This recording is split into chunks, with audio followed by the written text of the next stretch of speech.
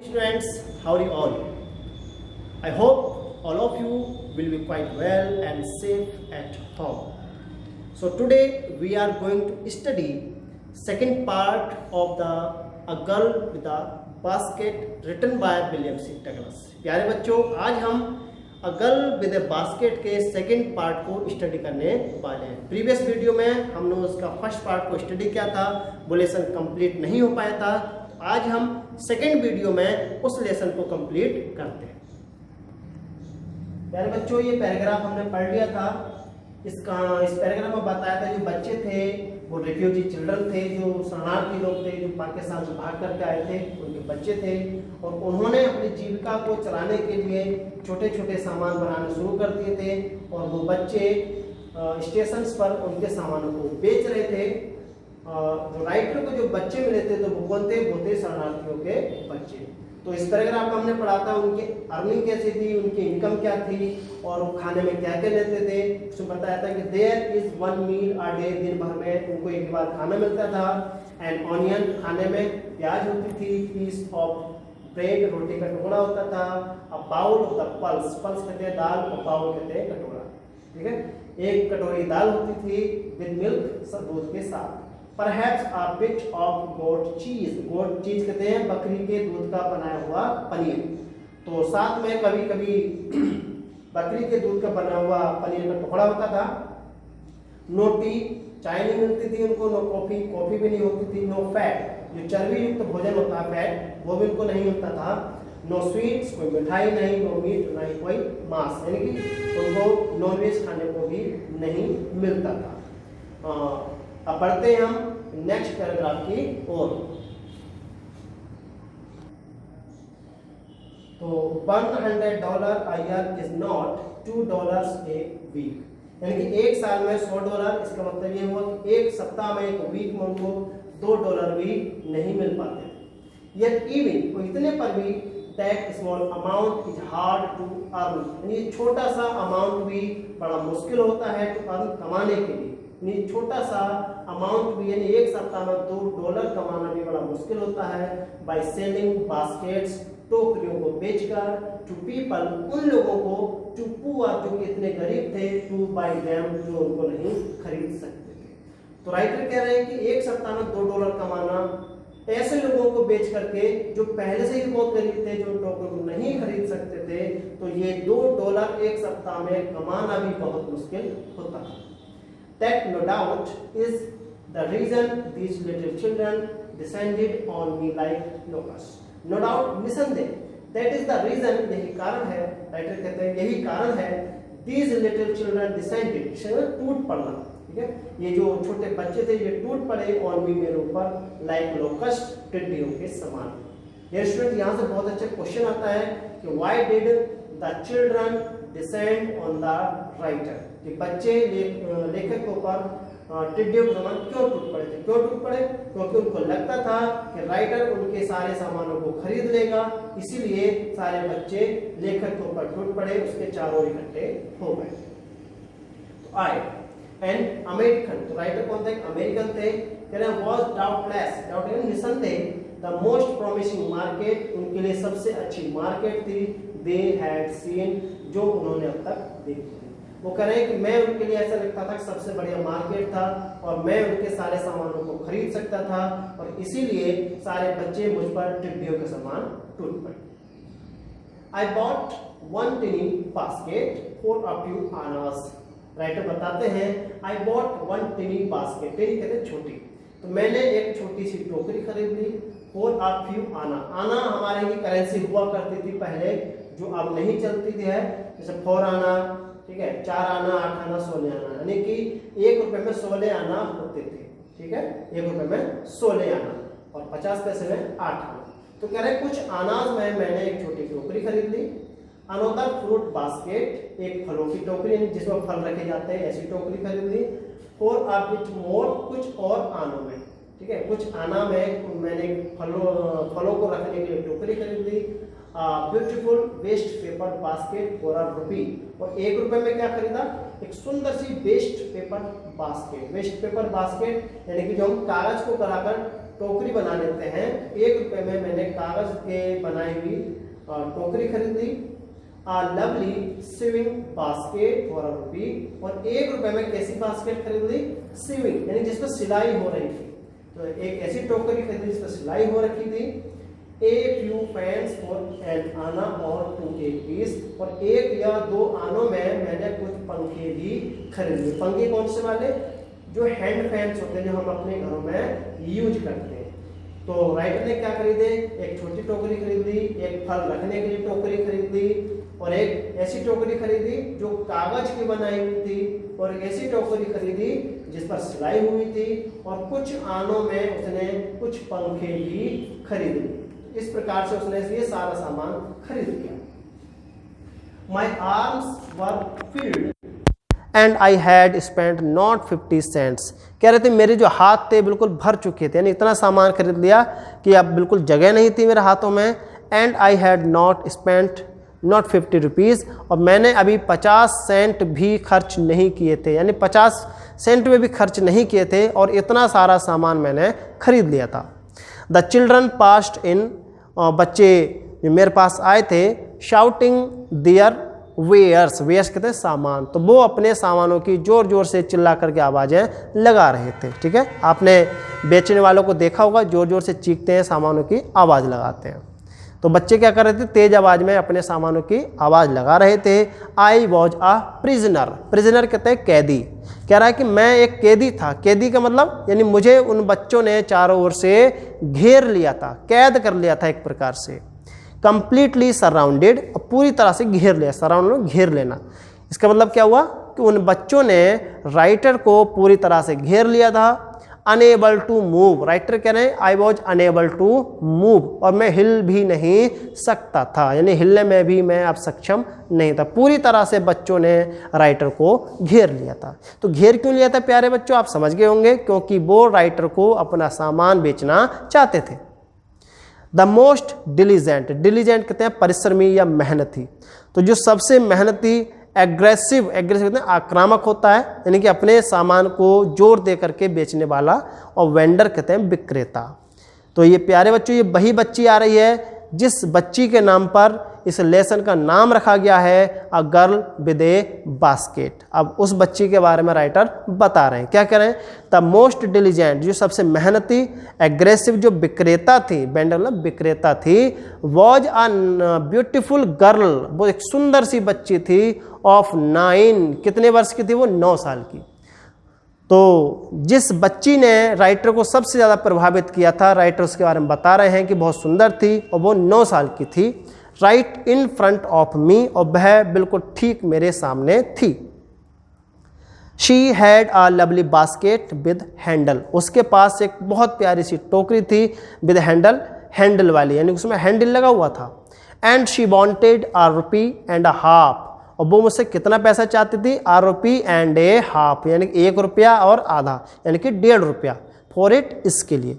और वह उस टोकरी के बदले में मुझसे ₹1.50 चाहती थी, और अबाउट 30 सेंट्स, या हम सेंट की बात करें जो अमेरिका की करेंसी है, तो वो लगभग 30 सेंट मुझसे उस टोकरी के लिए चाहती थी। She was an earnest pleader, pleader कहते हैं वकालत करने वाला, और अर्नेस्ट मतलब बिल्कुल सच्चाई से, ईमानदारी से। तो वह अपने सामान की बहुत ईमानदारी से वकालत कर रही थी, यानी अपने सामान की प्रशंसा कर रही थी, बहुत बढ़िया बास्केट थी ये वो बता रही थी। तो सी वॉज एन अर्नेस्ट प्लीडर, वो एक सच्चे रूप में अपने सामान की वकालत कर रही थी। और क्या लिखा है? There were tears in her eyes, और उसकी आंखों में आंसू थे। वो अपने सामान को बेच रही थी, उसकी तारीफ कर रही थी अपने सामान की, और उसके आंखों में आंसू थे। शी प्लीडेड, उसने वकालत की, यानी अपने सामान की बारे में बताया। एंड बेग्ड, और विनती की, इन टोन्स, एक ऐसे लय में, ऐसी धुन में उसने रिक्वेस्ट की, विनती की, that would ring any heart, जो किसी भी हृदय को ऐंठ सकता था। रिंग में ऐंठना होता है, तो हृदय का ऐंठना यहाँ पर क्लियर नहीं होता, तो हम यहाँ कह सकते हैं कि उसने इस तरह से रिक्वेस्ट की कि वो किसी के भी हृदय में दया का भाव उत्पन्न कर सकती थी, और इसीलिए राइटर के मन में भी उस लड़की के प्रति दया का भाव जाग गया। ठीक है।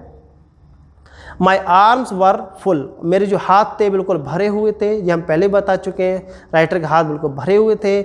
I had no room, room का मतलब है कमरे से नहीं है, रूम का मतलब है जगह से है। तो आई हैड नो रूम, मेरे हाथों में अब बिल्कुल भी जगह नहीं थी। लेट अलोंग एनी नीड, और ना ही मुझे अब कोई और नीड थी, कोई आवश्यकता थी।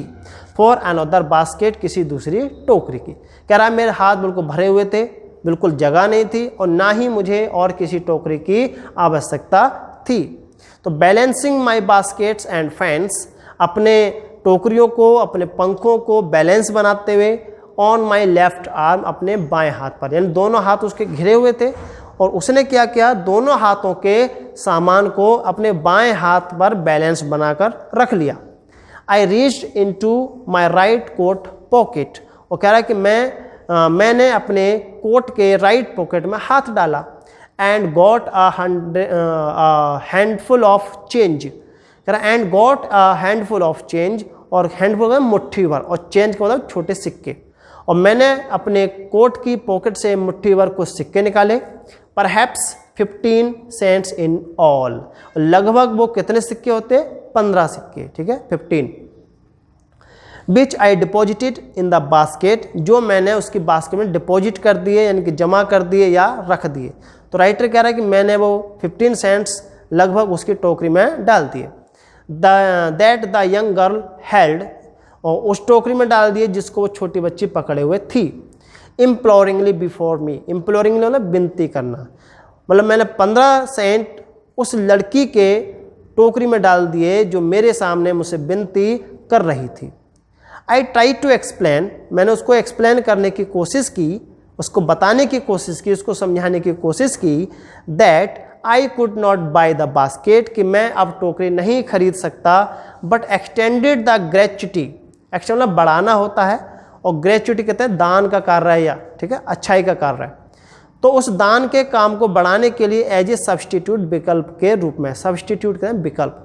कहना है कि मैंने उसको समझाने की कोशिश की, मैं तुम्हारी टोकरी नहीं खरीद सकता, अब मेरे पास कोई विकल्प नहीं है, और इस विकल्प के रूप में मैंने उसको ग्रेच्युटी के रूप में, दान के रूप में वो सिक्के दे दिए। मतलब टोकरी तो खरीद नहीं सकता था, तो दान के रूप में उसने, राइटर ने उस लड़की को वो सिक्के दे दिए। आई रियलाइज एट वंस, मुझे तुरंत ये एहसास हो गया, रियलाइज हो गया, what offence I had given, कि ये मैंने क्या अपराध कर दिया। ऑफेंस कहते हैं अपराध, मतलब लड़की ने उसकी ओर ऐसे देखा कि राइटर को एहसास हुआ कि शायद मैंने कोई गलती कर दी है। और गलती क्या थी, दिस चाइल्ड ऑफ 9, ये जो 9 साल की बच्ची थी, ड्रेस्ड, जिसने कपड़े पहने हुए थे कैसे, रैक्स, रैक्स कहते हैं फटे पुराने, मतलब वह 9 साल की बच्ची जिसने फटे पुराने कपड़े पहने हुए थे। And on the edge of starvation, edge कहते हैं छोर पर, किनारे पर, और स्टारवेशन कहते हैं भूखमरी, और ऐसा लग रहा था जैसे अभी भूखे मरने के कगार पर है। उस 9 साल की बच्ची ने रेज्ड हर चिन, चिन कहते हैं ठोड़ी, उसने अपने ठोड़ी को उठाया, ठोड़ी को उठाया मतलब अपने चेहरे को उठाया। Reached into the basket, basket में अपना हाथ डाला उसने।